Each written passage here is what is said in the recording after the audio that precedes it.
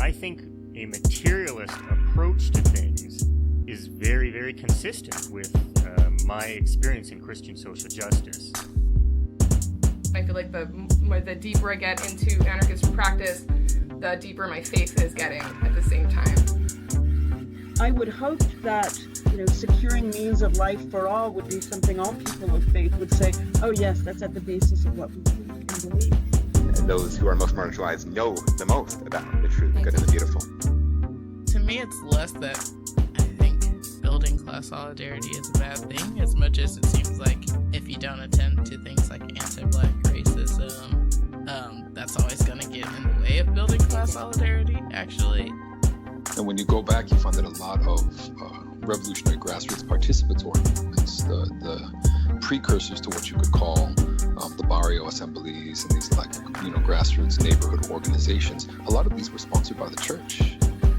What does it mean to say that the Christian tradition is internally contradictory and there are antagonisms there and you're always being faithful to some aspects and betraying other aspects? Welcome to the Magnificast, a podcast about Christianity and leftist politics. I'm your co-host, Dean Detloff. And I'm also your co-host, Matt Bernico. All right, we got a lot to cover in this episode, but I think we should start out a little bit light or heavy, I guess, depending on how this hits you, Matt. My wife, Emily, told me about an amazing icebreaker, and I have been using it everywhere, and I'm going to gift it to all of our listeners because I think it is so good. It has not failed me yet, and I want to ask it to you, Matt. The icebreaker question is this.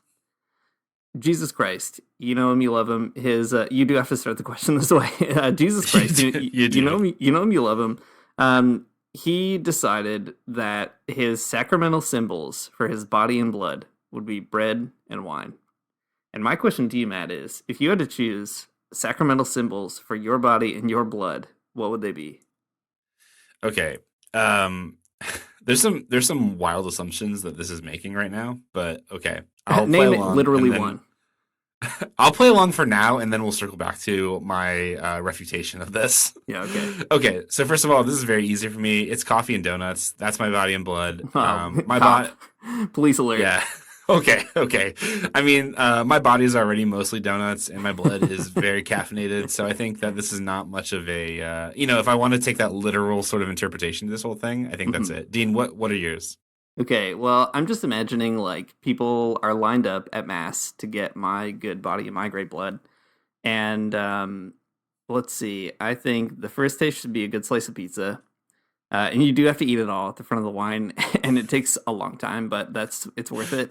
It's my body. I don't know. My body, my choice. And then my blood, I feel like has to be just like a shot of lemon juice, just to give you a little bit of that sour. Why? A real big pucker. I think everyone's gonna get a kick out of it. It's gonna make for a good time at church. I feel like you need a little sense of humor, and also I'm a little sour myself, so it feels reflective. Because of the Eucharist, you can just take the host, and you don't have to drink from the big cup of lemon juice. I'm just gonna take the slice of pizza, I think, and head back to my seat. Yeah, I mean, you can do that. You'll only get my body, and that's gonna leave you pretty dry, but that's up to you. Yeah, yep, that makes sense. Here's the bigger question, though. This icebreaker presupposes that Jesus chose those things because he liked them, right? Like, so is that the assumption that you're making with this, like that Jesus chose bread and wine because he liked them? So you're thinking he picked them because it was a last minute decision. It was what was right in front of him. That's what you're suggesting.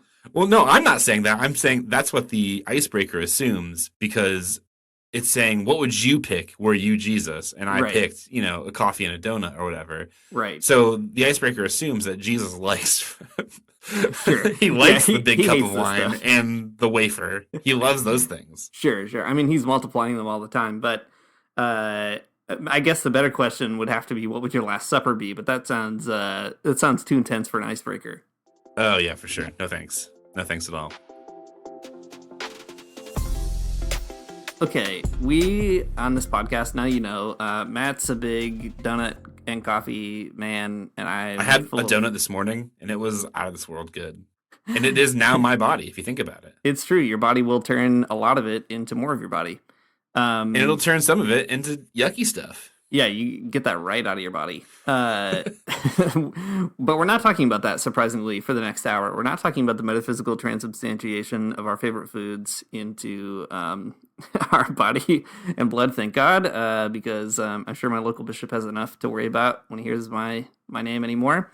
Instead, on this podcast, we're going to talk about something else that I think is really interesting, development. It's a thing that I have to think about kind of a lot for my job and also for fun. I've been reading a ton about it, working in development stuff for a while, and I think it fits really well. It's an overdue conversation on this podcast. We like to talk about liberation theology, Marxism, we love it, and guess what? It's all part of this conversation too. But in the context of Latin America and some other countries that you might think of as being kind of on the periphery of global capitalism, development is really interesting because it's an idea that sort of gets like used and abused, and it's something worth talking about for that reason, to try to think through how it kind of relates to these other things that we like to talk about, liberation theology, Marxism, etc., but also how it maybe has like an uneasy relationship to those things as well. When people talk about countries like what you could call underdeveloped countries, or what you could call but maybe shouldn't call underdeveloped countries, Right. maybe Cuba or Haiti, for example, sometimes they use phrases like developing countries, right? Or like I said, underdeveloped countries. Developing countries can mean a few different things. A lot of times people use the phrase to just be basically synonymous with poor country, or like a backwards country. But in a more exact sense, it might mean a country who has an economy that isn't fully integrated into the global capitalist economy. They could mean a country that doesn't enjoy the same kinds of consumptive levels as maybe so-called developed countries.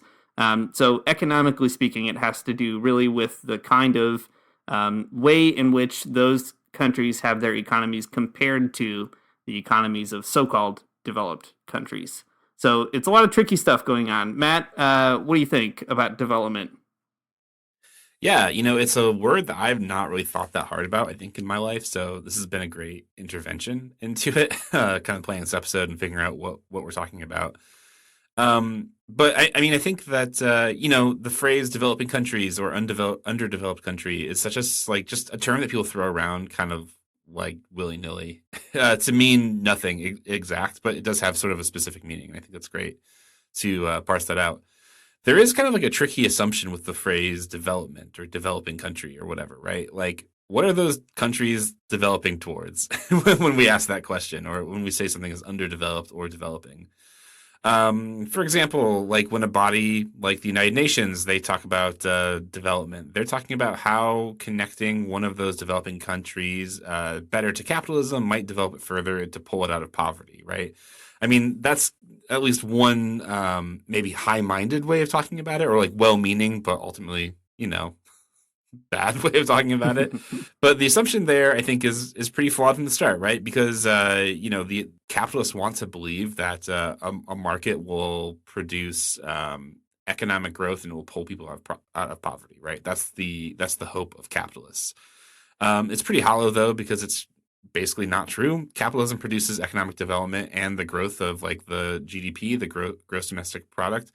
But because of the exploitative nature of capitalism, it doesn't really reduce poverty for anyone but the capitalist class. So, I mean, maybe it'll pull like a handful of people out of poverty, or it won't do that at all. And it'll concentrate wealth into the hands of like a national bourgeoisie or like, a global corporation that definitely does not care about reducing poverty in a so-called developing country. The opposite even. Yeah, they might want to make poverty a little bit worse if they could.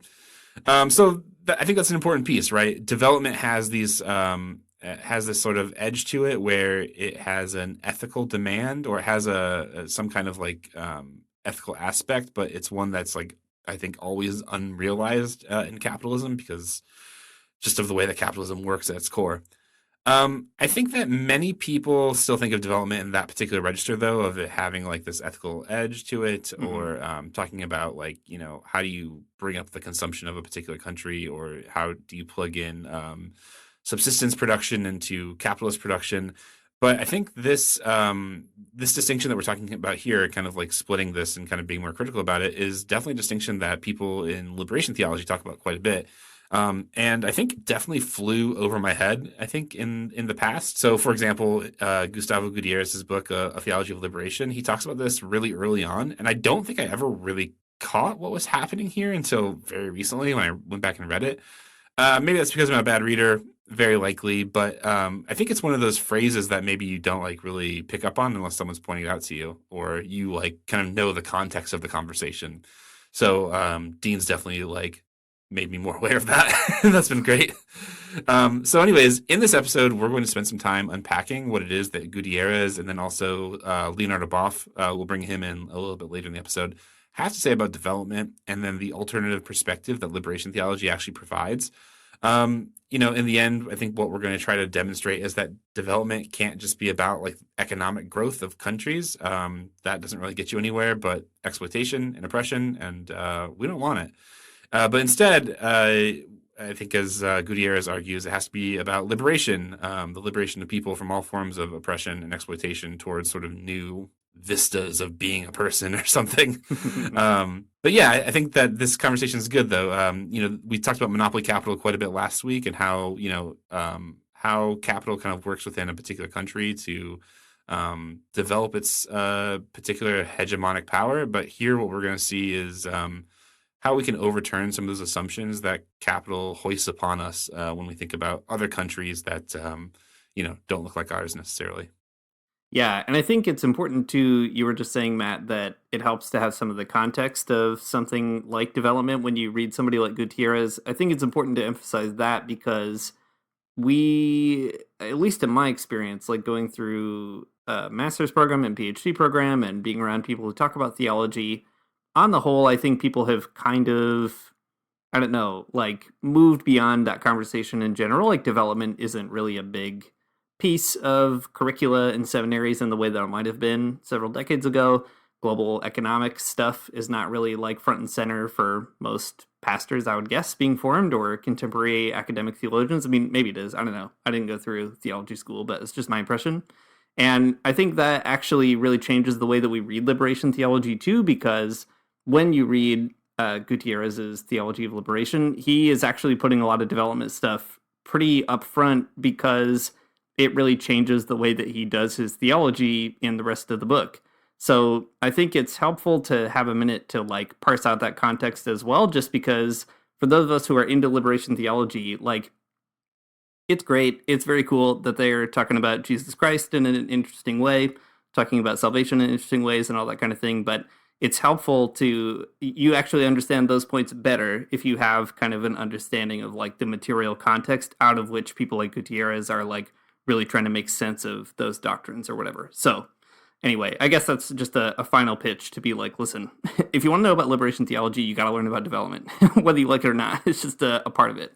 So we can talk about Gutierrez, but I think that based on what I was just saying, it might help to also have like a broader sense of that context, right? Like what development is.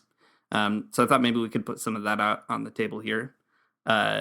The real conversation around development in a global way has been going on for a long time. Capitalism has been going on for a long time too. But development takes kind of like an explicit international stage in the 1950s after the Second World War.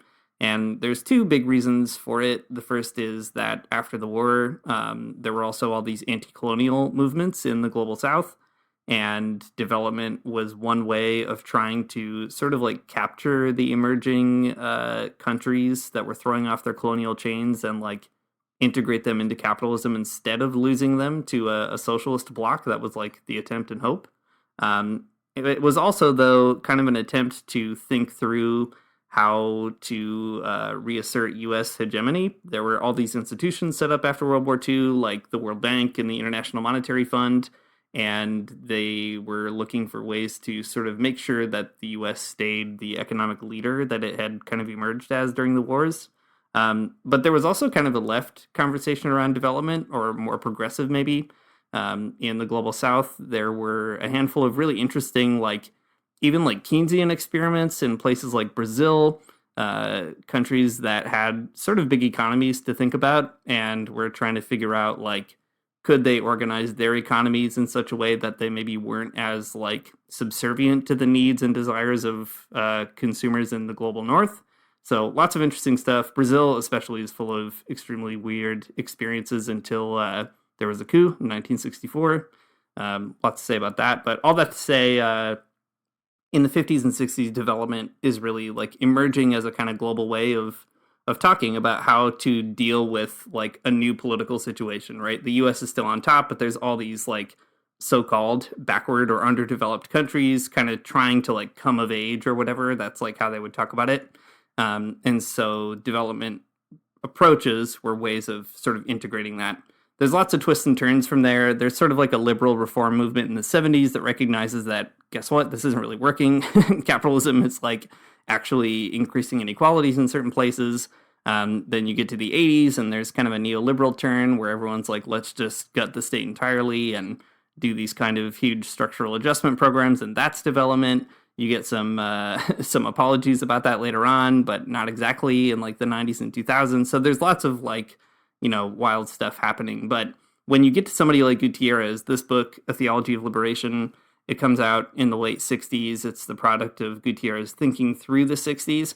What I think is important is like our brains are so broken by neoliberalism. It's kind of hard to imagine people thinking about capitalism in like a more progressive way. And that's also like a weird sentence to say. But Gutierrez is basically trying to reject a development model that is like a more progressive model, which I think actually strengthens the thesis of his whole theology, right? Like he's like, even the kind of maybe capitalism with a human face or like well-intentioned liberal development strategies and so on, for Gutierrez, that is like not good enough. Like he wants liberation. So anyway, just to kind of like put some of that context out there, I think it helps to sort of plot the book and plot liberation theology as a bit of a response to all that. Yeah, I think it's also a great way. I mean, the context is helpful because it demonstrates the way that liberation theology is not really just like about theology either. It has its door open to talking about economics and like really figuring that out in a pretty serious way that I think is I'm very interested in, at least. I like hearing theologians talk about economics. I think that's a pretty weird cross-section, but I think it's interesting. Yeah, maybe too on that front, it might help to talk about some of those economic ideas floating around. So, we've been talking about Brandon Sweezy and Monopoly Capital. There was kind of a whole wave of thinkers, sometimes called dependency theorists. There's other names too, and they kind of like evolve into different movements and take different paths and so on. But loosely, the idea is that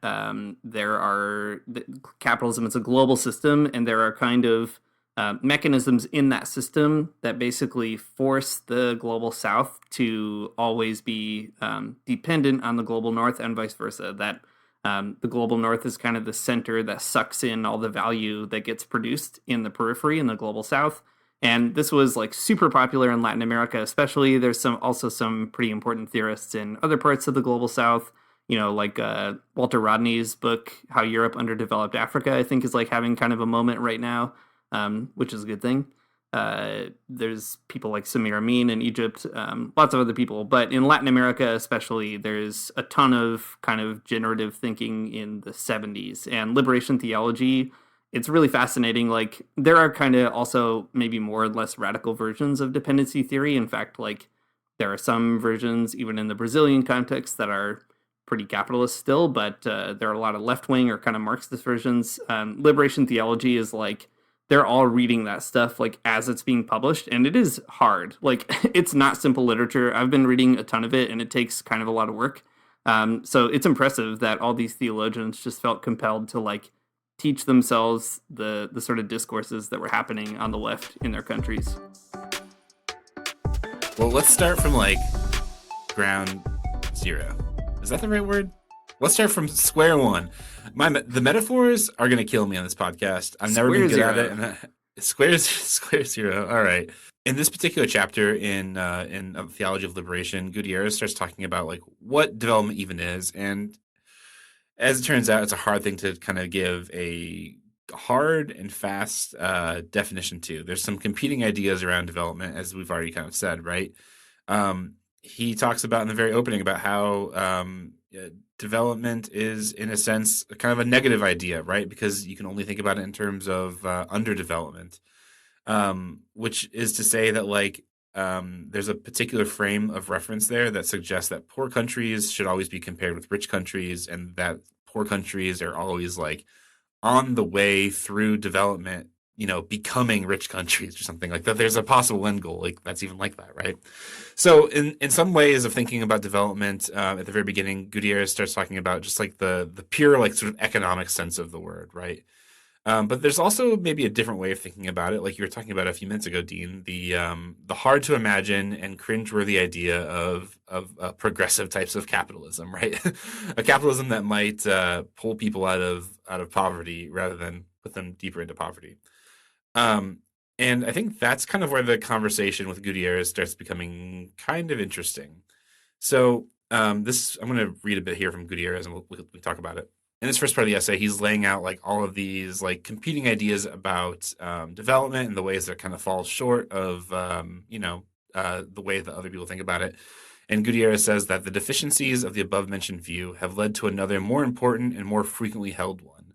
According to it, the more frequently held view, development is a total social process which includes economic, social, political, and cultural aspects. Okay.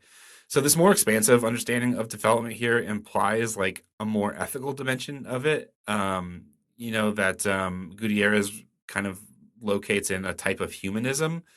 And here we're not talking about the humanism like that, like humans are good or something, fundamentally, that sometimes you get in other types of literature, but it's a humanism that's about like humans have the capacity to grab their own destiny by the horns. Again, another metaphor that I'm going to mess up.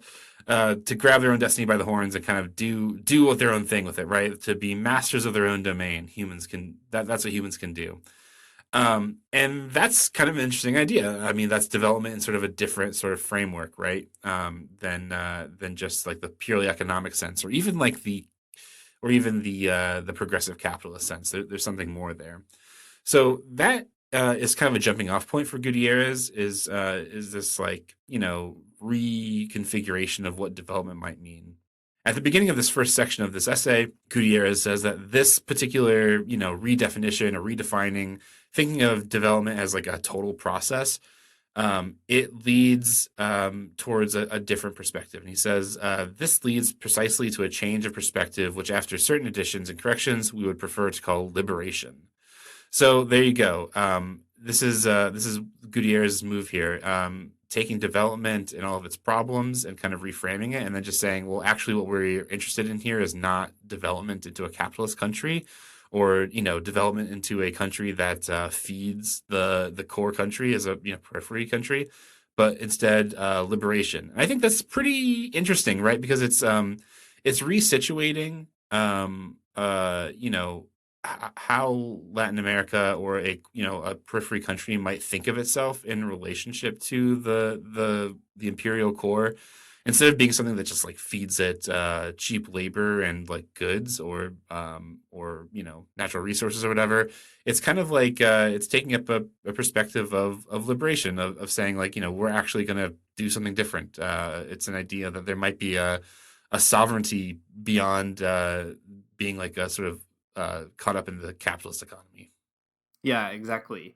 I mean, that more expanded idea of liberation is, I think it's worth sort of, I guess, really zeroing in on how it is contrasting not only with like the most brazen kind of capitalism, but as you were saying, Matt, it's the even contrasting with that fuller version of capitalist development. And I think that is also a really interesting thing too, because so often in liberation theology, you get, I think today, a certain reduction of that vision to sort of like playing around with certain theological symbols or something like that.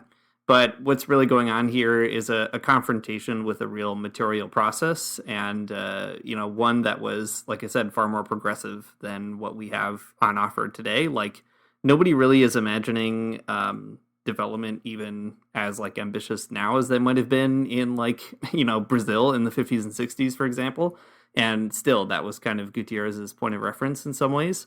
It's also really striking how development today continues to sort of, I guess, dictate the way that countries are perceived. So, for example, like in a country like Cuba, I was just reading this book by a guy named Henry Veltmeyer called Human Development, and it's all about Cuba in particular and its kind of role in that process. There are all these development indexes that you can find, and the UN has a popular one. And it's wild because, like, Cuba's place on that index is always kind of in flux.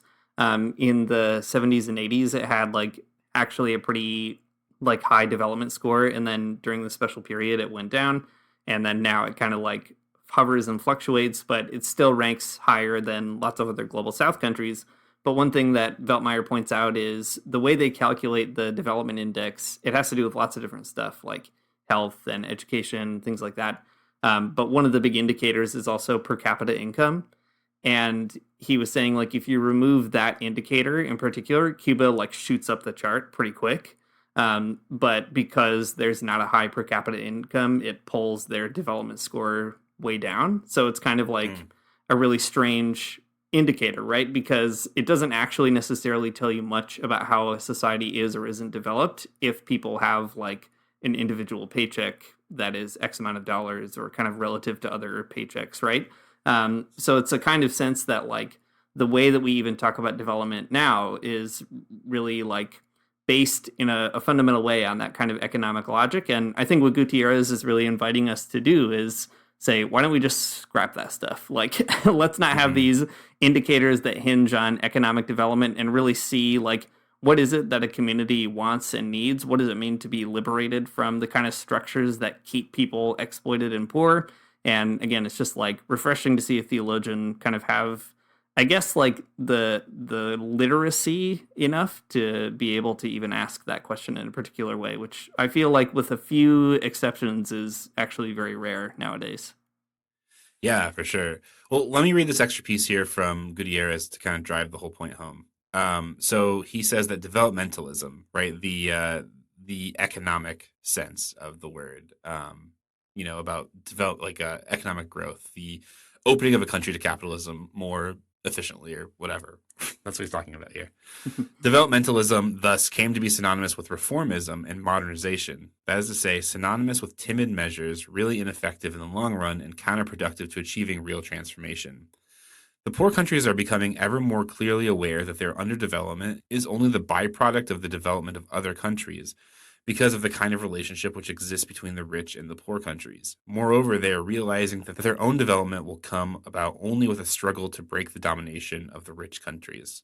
I like this piece here because it's kind of, riffing off of what you're just saying a minute ago, that, like, development in the capitalist sense and in the purely economic sense is, like, kind of giving a bait and switch, right? Like, because the ideological position here is that, like, economic development will make a country better in the sense that it might pull people out of poverty. It changes their consumption patterns and gives them all the great things that people in the core have or something. But the bait and switch here is that that it doesn't do that, right? It really just integrates people and countries, along with those people, into a system where they are underdeveloped on purpose and exploited so that, that the core can have, the type of consumptive goods that I guess people want. I mean, I think what's really interesting about this whole thing, especially what he says here about how it's about reformism and modernization, and, like, that's true, but it's not the type of it's slouching towards the type of modernization that people, like, think of as, like, a universal Kantian good or something, like a United Nations type of modernization. Like, that's what it wants to be, but the type of modernization it gives is, like, a modernized piece of the capitalist economy, right? It's not like Haiti or Cuba or whatever will actually ever get to the same consumptive patterns of the United States, because, like, that's fundamentally not the purpose of this particular type of economic system, right? That's right. Not the goal.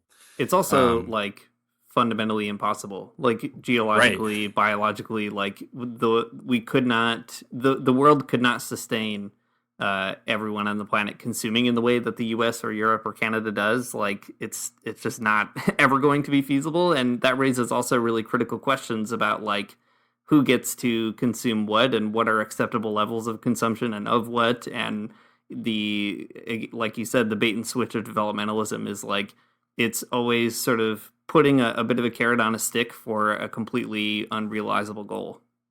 Yeah. That observation there, I think, is actually really important. This is sort of an aside. It's like it's like a half turn, not a full turn to the side. But like, I guess what's interesting is that there's like a real confluence or resonance here you see with like traditions, like Catholic social thought or liberation theology that are really interested in figuring out this piece about developmentalism, and also people interested in like degrowth. This is something that we've talked about off the podcast before, but like there are all these like wild like Catholic social movements that are really down with the idea of degrowth because I think of this particular understanding of developmentalism and like how it's bad in terms of like consumption. Okay, I don't know.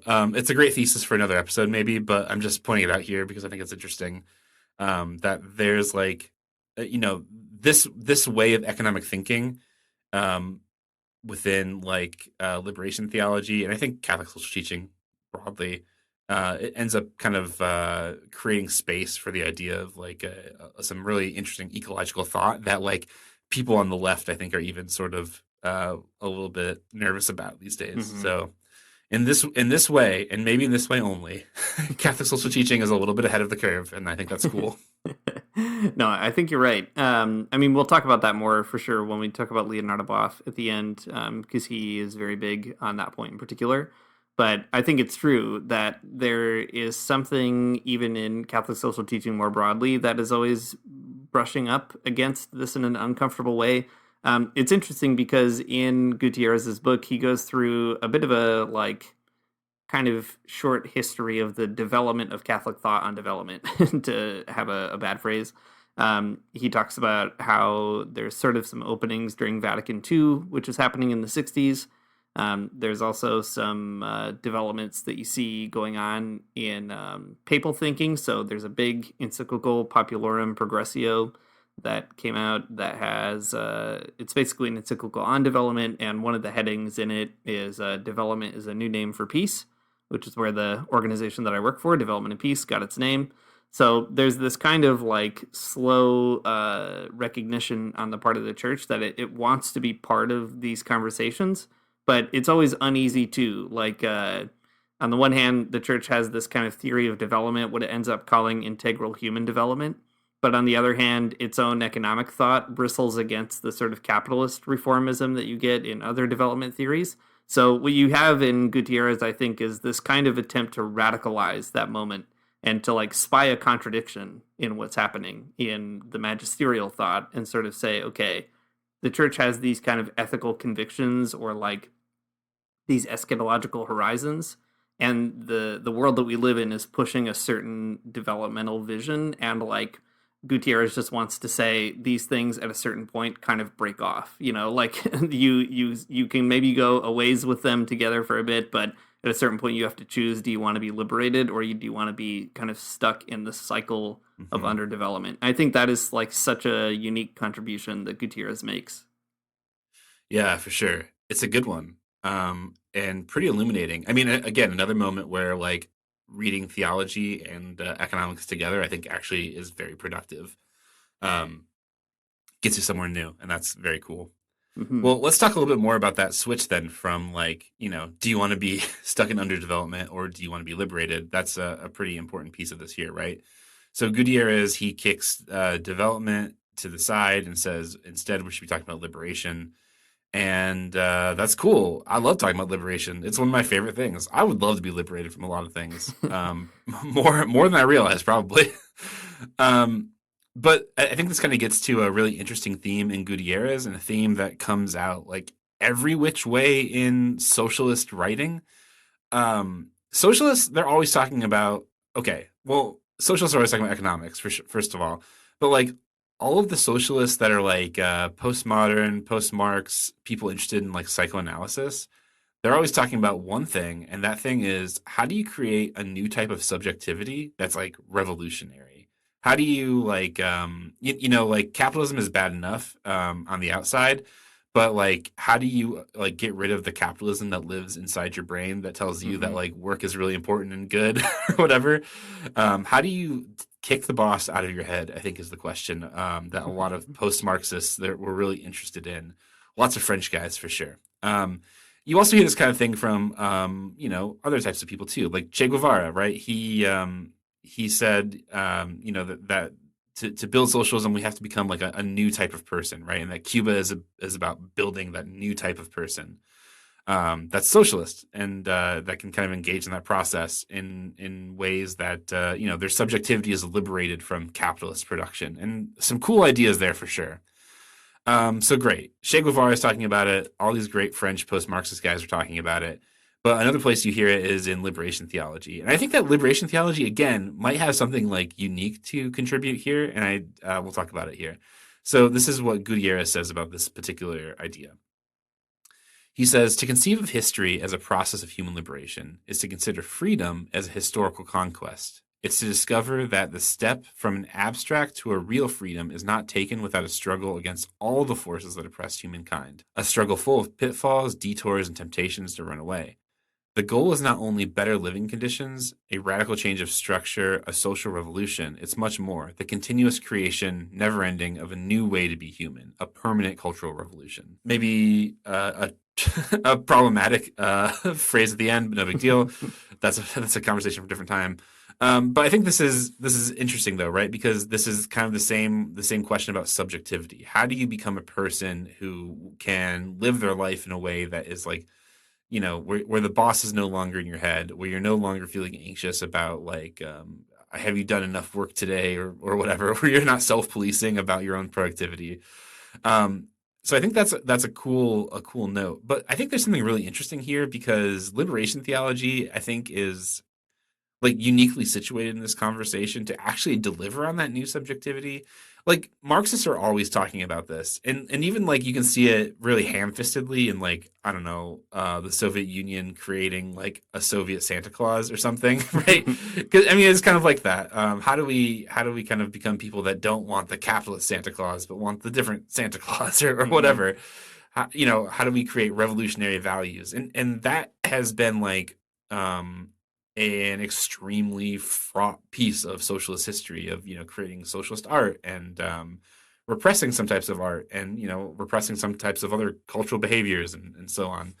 But I think that what's interesting about liberation theology kind of in this conversation here is that it kind of can make good on some of those promises about a new subjectivity or a new idea about what it means to be human, because Christianity already has this like whole set of existing ideas that are, kind of in the canon loosely or concretely, that it can recall and repurpose, I mean, and I think our podcast is a great example of like how creative you can be with that, like St. Francis or something, or the church in Acts, or, all of the prophets from, Jeremiah and Isaiah and all these people who are always talking about people oppressing kids and widows and stuff. There's all kinds of stuff like within Christianity that you can grab and kind of use to this end, towards this new subjectivity. I don't know. It makes me think that like we're always talking about the ways that like Christians can be better Christians if they paid more attention to economics and kind of thought about Marxism more concretely.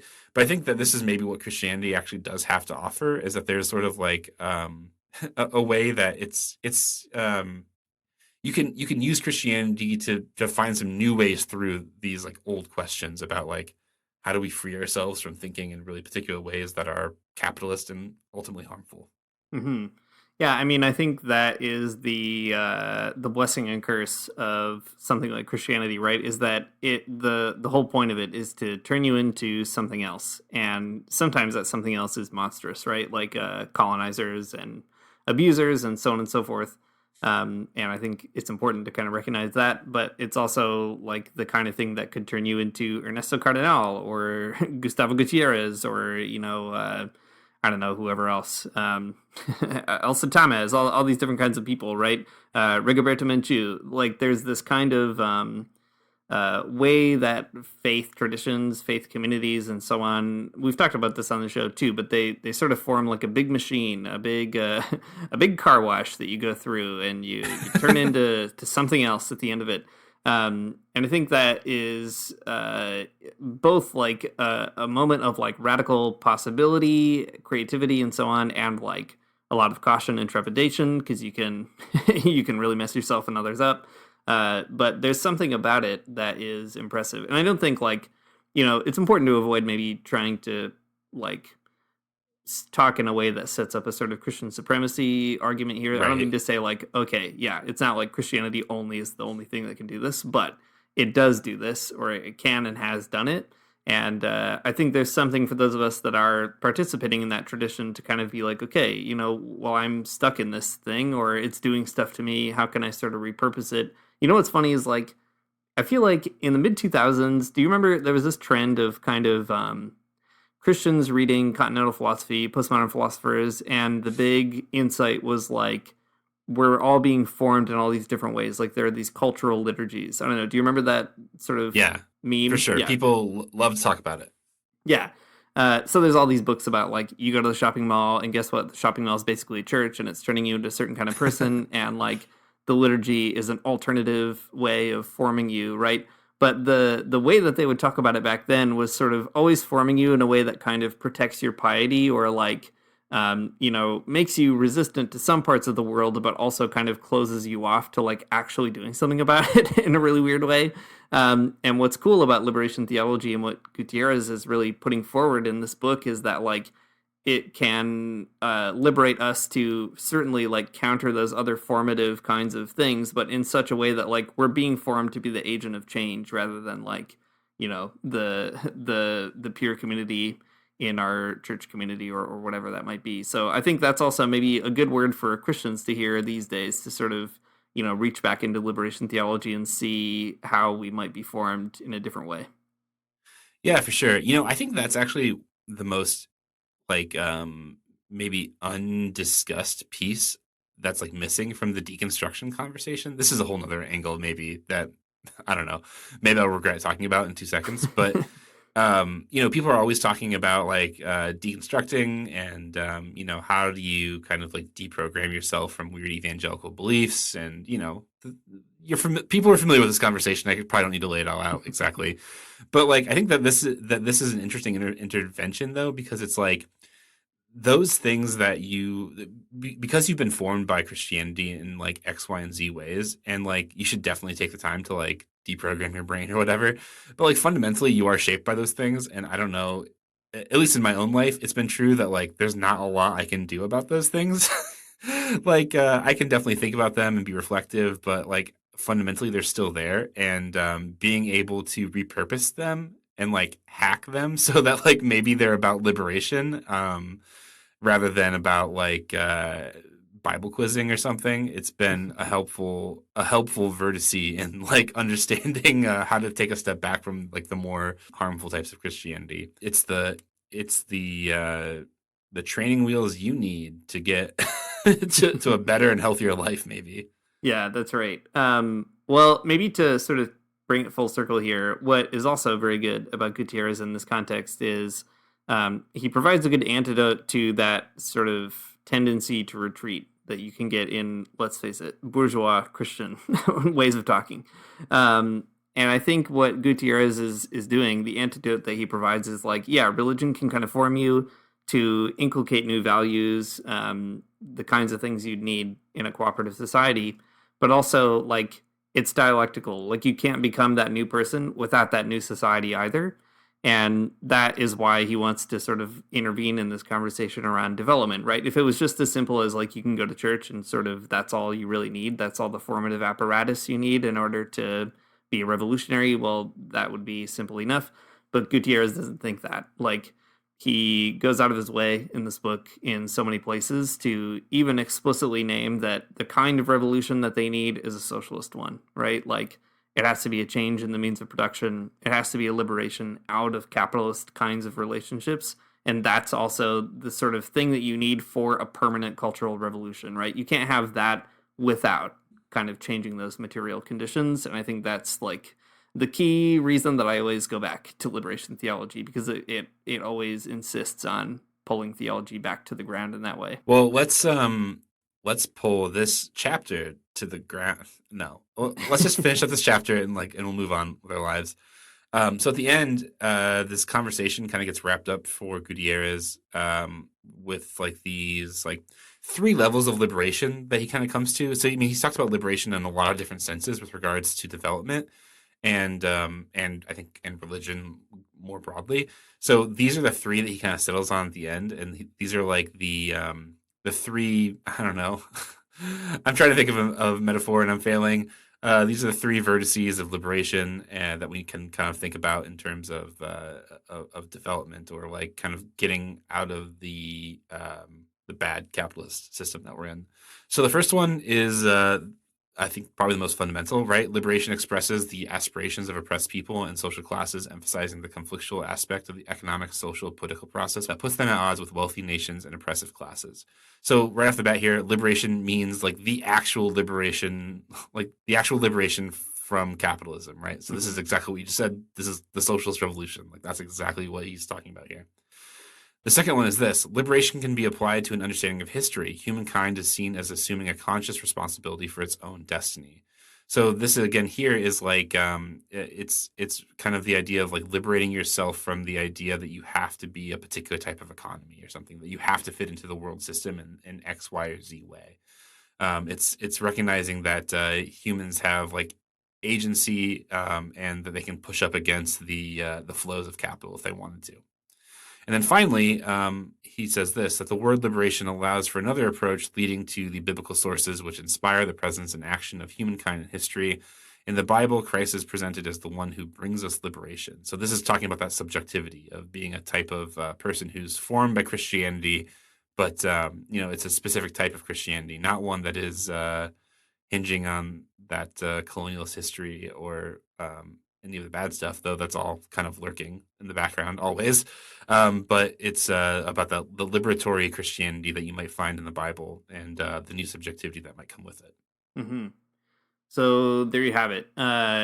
Gutierrez is intervening in this development conversation that's going on in Latin America and elsewhere, and making it clear where he stands, right? He doesn't really want to go along with the reformist development stuff coming out of the kind of like international institutions. He's not just going to accept the reformist piece. He wants more, right? By the way, if you've never read this book and you're like a Christian interested in socialism, it's a really good place to go. I think it's not without its flaws. It is dated for sure in many ways. But man, I mean, it's a theologian who talks about all kinds of stuff: socialism, capitalism, development, Cuba. It's all in there. You should check it out for sure. But that key is that liberation becomes the substitute word for development, or the thing you want instead of development, which I think is a really unique and inspiring thing. Also, one cool piece of trivia about Gustavo Gutierrez that I learned actually kind of recently. He was a schoolmate of the son of a guy named Jose Carlos Maria de Guay, who was, I'm mispronouncing his name because I'm very bad at Spanish, but he was a Peruvian communist, like probably the most influential communist writer in the history of Peru. And man, when I discovered that, it was a huge surprise to me that Gutierrez was so close to that kind of movement, such that he was like in a class with that guy's kid. And he quotes Maria de Guay all over the place in this book. So it's anyway, just like interesting to be like, here's a theologian who was formed by those relationships from before the time he was like able to think about theology. That's pretty cool. That's some great trivia. I'm going to tell my friends about that one. They're going to love it. They're going to love it right after you ask them what their sacramental symbol might be. Yeah, they really will. All right, so Gutierrez wrote this book a long time ago, many decades ago now, and a lot has happened in development since. Like I said, neoliberalism happened, capitalism went into overdrive, even the progressive forms of development went away. Very hard to have a conversation about them now. And into the 90s, there was kind of a renewed conversation about what became called sustainable development, which is a complicated phrase for reasons that we'll understand in just a minute. But that has become kind of the watchword. So the United Nations, every once in a while, puts out these things called Sustainable Development Goals, SDGs. We usually don't meet them, unsurprisingly, but they're aspirational, and those goals do tend to be a little progressive in some cases. Notably, the goals, they typically have to do with reducing poverty or inequality, things like that, and there's kind of measurables and so on. But what they don't do is talk about how to change the economy, right? That's always the fundamental limitation. And everything Gutierrez says about development here continues to apply to those sort of aspirational goals. It's kind of interesting once you can read the SDGs, and I think you should. It's like the framework that most international NGOs use to talk. So it's good to kind of know how people think about it. But and like I said, some of them are like not bad. Like it would be good if we met them, and they're good ideas. We should do them. Most of them. But what's really fascinating is they do sort of come up short always on this political economy question, because that's the United Nations. It's just kind of how it goes. So liberation theology has continued to follow these trends and issues in development, and has, had other things to say. So Gutierrez is like one voice among tons of other voices, and there have been a ton of others continuing to follow it. So one is Leonardo Boff. Again, you know him, you love him. We talk about him on the show quite a lot.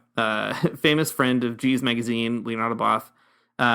He has talked a lot about development, even in the last few decades. And he talks a lot about the COP meetings at the UN and things like that.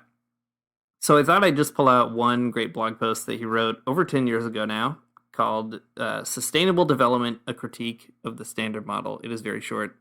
You can read the whole thing. But I thought it'd be good maybe just to sort of pick out one other liberation theologian writing something a little more contemporary to kind of see where this went. So I'm going to read just the very beginning piece, and then we can parse it out here together. So he says, when we speak here of development, we're not talking about just any development, but of the one that actually exists. That is, of the industrialist, capitalist, consumerist development. It's anthropocentric, contradictory, and wrong. And he explains each of those things. So I thought we could take them one by one here and kind of talk them through. I don't know. Does that sound good to you, Matt? Talking them through Sounds that great. way? I love talking things through. I know you do. I thought it was going to be an easy ask, and I was right. So we'll start with the anthropocentric side. So again, he's critiquing the very idea of sustainable development and kind of what that could mean. So he says, it's anthropocentric because it is centered only on the human being, as if the greater community of life, the flora, fauna, and other living organisms that also need the biosphere and equally demand sustainability did not exist. Which I think is a pretty cool thing for a theologian to say right off the bat, right? That one problem with sustainable development is that it's really just talking about human life, and that's not sufficient. Totally, yeah. I mean, man, Boff is so good at this, though. He recognizes not only ecologically how this is true, I mean, in his other books for sure, right? But he also recognizes this deeper spiritual understanding that anthropocentrism is it's a spiritual problem, right? Just as much as it is an ecological problem. That if you can only think of yourself as creation, everything else is just sort of decoration. That's bad. That's bad. You're giving the rest of creation sort of a bad rap. Yeah, exactly. I should have said too, by way of introduction. So maybe this is obvious, but maybe not. Sustainable development. The addition of that adjective is to say it's a kind of environmentally conscious piece, but it's also a socially kind of conscious piece. The idea being that they want the development itself to be sustainable, it can, hold on, it's not going to go away. That the gains made will stay gains, not regress. And then secondly, that it's environmentally sustainable as well. So anyway, that's why he's sort of picking out the environment piece. Yeah.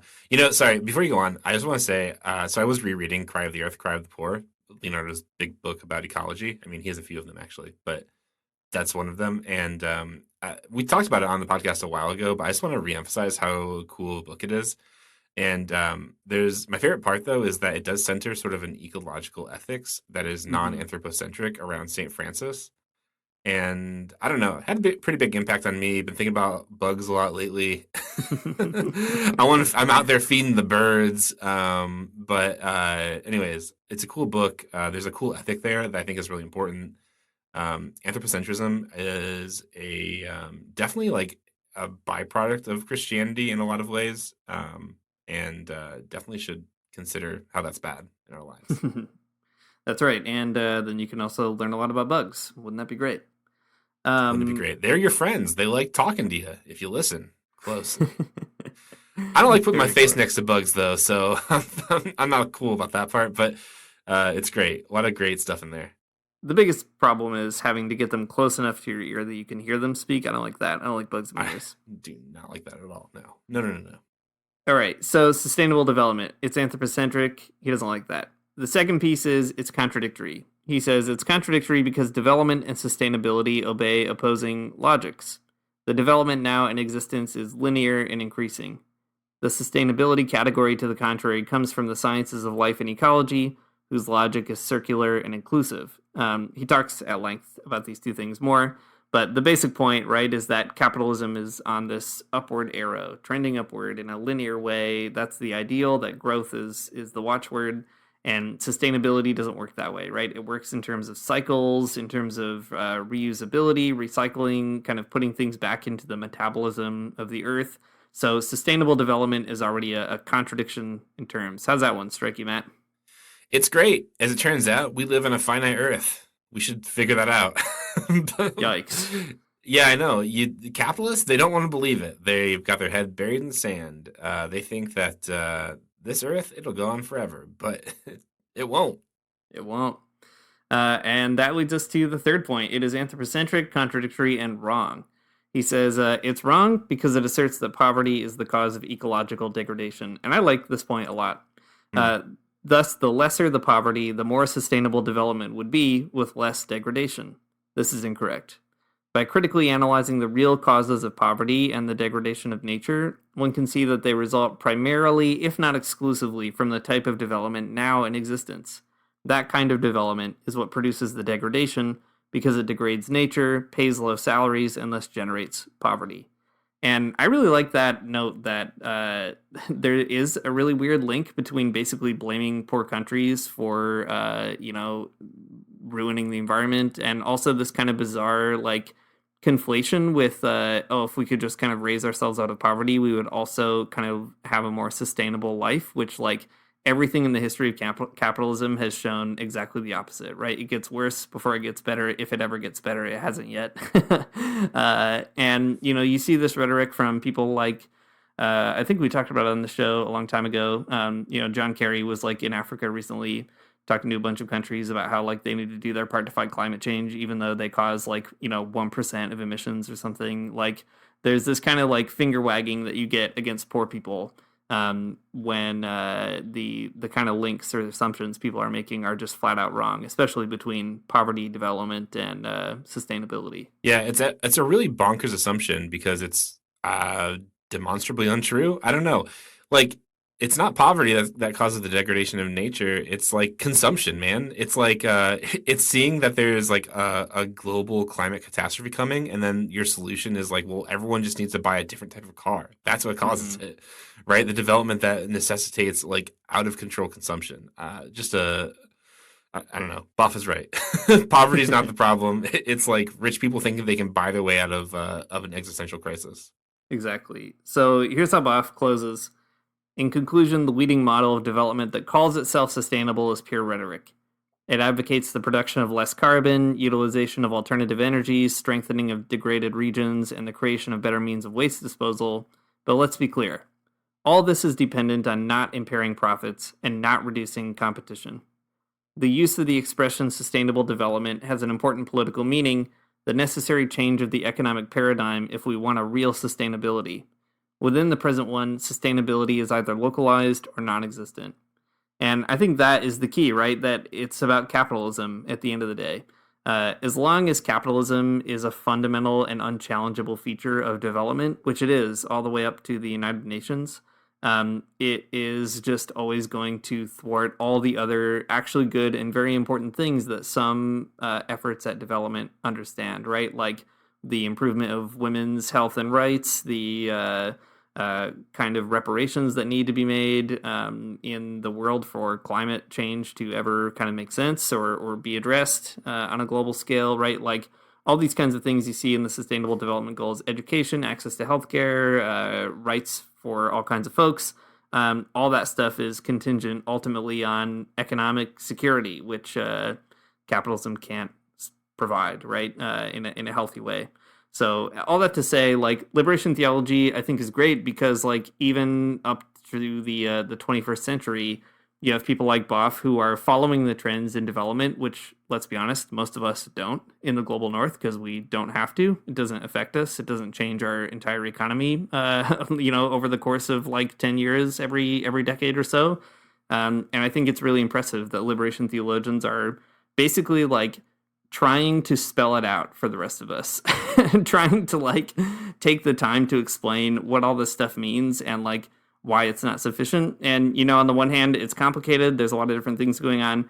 But on the other hand, it does just kind of come down to, like, do we want to continue with capitalism, or do we want to find some alternatives via liberation? I think that is such a good and important word, even as everybody else is talking about development around me all the time, but also in the world, right? In these big kind of global fora and so on. We need to talk about liberation. Thanks for listening to the Magnificast. If you like what you heard, you can support us on Patreon at patreon.com/the Magnificast. If you subscribe at the $2 level, you get an invite to our very cool, very exclusive Discord chat, where we're always talking about recipes and the woke agenda. We love the woke agenda. The woke agenda is great. We love it. We're always talking about it and embracing it, and we love these M&Ms out there. We love them. I think they should keep the shoes. I want them to have shoes for sure. But sustainable shoes, please. Green M&M sustainable shoes. All right. Our intro music is by Amari Armstrong. Our outro music is by Theological Spoon. I feel like I missed something when I started talking about M&Ms, but it's too late now. It's already over. But we'll see you next week.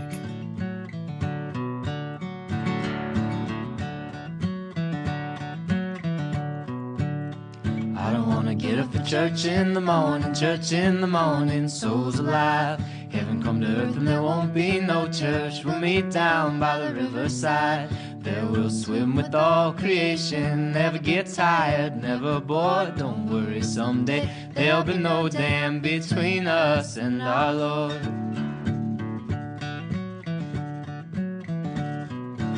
Jackson, keep your hoods up. Keep your hoods up and you stay up late. In Jackson, you keep your hoods up. Well, you keep your hoods up and you stay up late.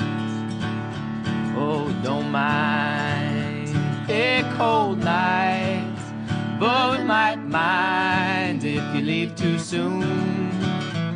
So come on now, it's still early. At least I would have